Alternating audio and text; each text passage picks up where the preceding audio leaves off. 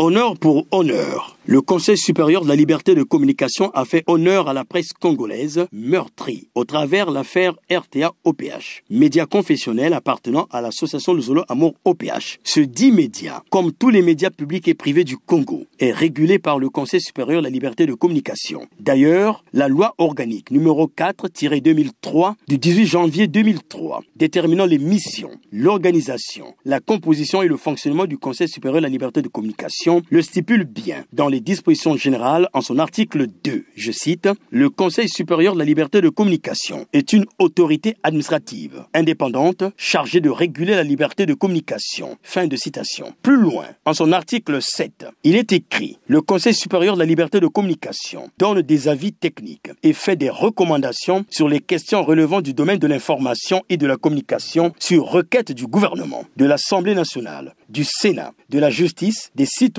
ou de toute autre personne morale. Il fixe les conditions et décide de l'attribution et du retrait des fréquences radio et télévision, de l'attribution et du retrait de la carte d'identité professionnelle, de la suspension ou de l'arrêt d'un programme audiovisuel ou d'une publication non conforme aux dispositions du cahier des charges. Stop. Il dispose de la faculté d'autosaisine. Tout a été dit et conçu dans un recueil de textes législatifs signé le 31 décembre 2001 par le président de la République et quelques membres du gouvernement de l'époque. Cette loi, dite loi Ibovi, prône le caractère administratif et indépendant du Conseil supérieur de la liberté de communication, c'est-à-dire aucune institution telle qu'elle soit ne peut décider en lieu et place du Conseil supérieur de la liberté de communication concernant les journalistes et les entreprises de presse, le cas de la RTA-OPH. Cet acte unique est le seul en 63 ans d'indépendance est punissable. En 63 ans, éventrer un média reconnu par l'État congolais, c'est refuser à la population l'information qui est une denrée publique. En définitive, le Conseil supérieur de la liberté de communication ne peut recevoir d'injonction d'aucune entité, ni d'une personne physique. Quiconque a maille à partir avec un média ou un journaliste s'adresse en toute liberté au Conseil supérieur de la liberté de communication, organe administratif et indépendant, principal régulateur des médias, pas le contraire. Exemple,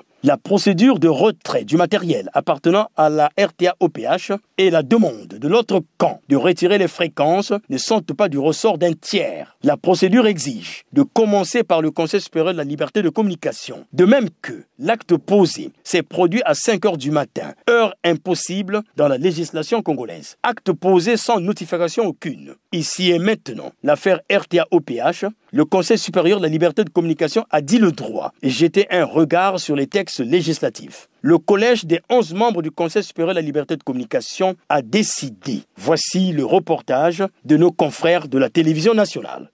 La plénière du collège des membres du Conseil supérieur de la liberté de communication décide de la poursuite de la diffusion des programmes de la radio-télévision de l'association Luzolo Amour de Pointe-Noire, la restitution sans délai des équipements saisis. La plénière du collège des membres condamne avec fermeté les violences exercées sur les professionnels de l'information et de la communication au cours de l'opération de saisie.